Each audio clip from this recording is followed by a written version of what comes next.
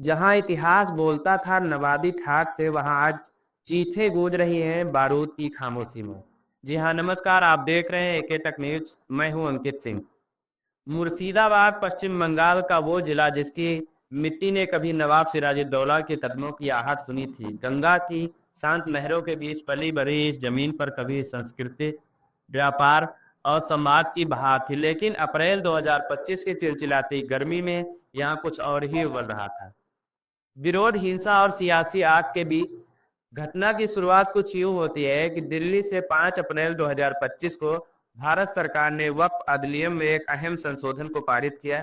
सरकार का कहना था कि इसके उद्देश्य वक्फ संपत्तियों के प्रबंधन में पारदर्शिता लाना है, लेकिन जैसे ही अधिनियम सामने आता है, एक बड़ा तबका भड़क उठता है। कई मुस्लिम संगठनों ने इसे धार्मिक हस्तक्षेप करार दिया और कहा कि यह समुदाय की संपत्ति को हड़पने की साजिश है।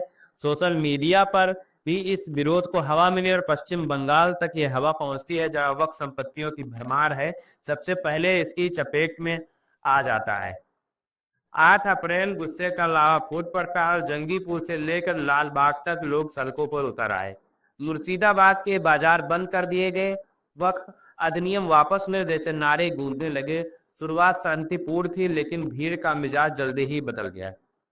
11 अप्रैल को सांसद खलीलुर रहमान के दफ्तर पर हमला होता है और अगले ही दिन जाफराबाद में दिल दहला देने वाली घटना हो जाती है। हरगोविंद दास और उनके बेटे चंदन को भीड़ ने बेरहमी से मार डाला। लिमितता में 17 साल के इजाज शेख की गोली लगने से मौत हो गई। अब ये सिर्फ विरोध नहीं था, यह एक नरसंहार में तब्दील हो रहा था।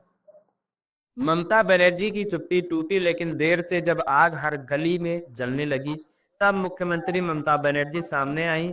उन्होंने आरोप लगाया कि यह हिंसा पूर्व नियोजित थी और इसमें बीएसएफ और भाजपा का हाथ है।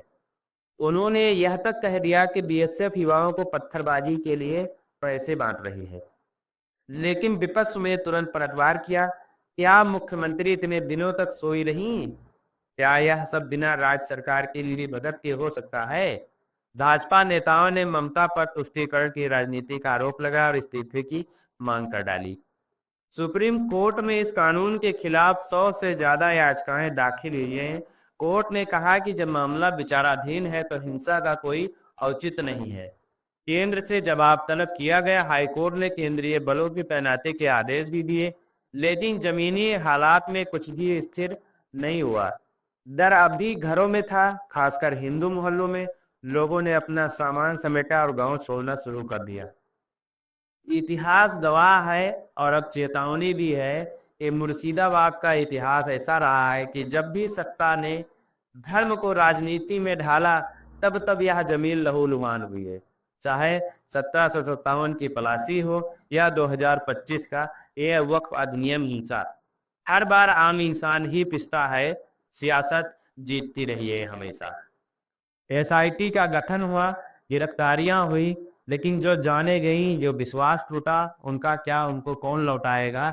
ऐसे ही बहुत सारे सवाल हैं जो आम आदमी वहां का पूछ रहा है। आम जनमानस ऐसे सवालों के जवाब चाहता है। ये मुर्शिदाबाद की कहानी नहीं, ये भारत के हर उस कोने की गाथा है जहां राजनीति धर्म का इस्तेमाल सत्ता की सीढ़ियां चढ़ने में करती है, जहां जनता को इंसान नहीं सिर्फ वोट माना जाता है, जहां सवाल पूछना जुर्म बनता जा रहा है।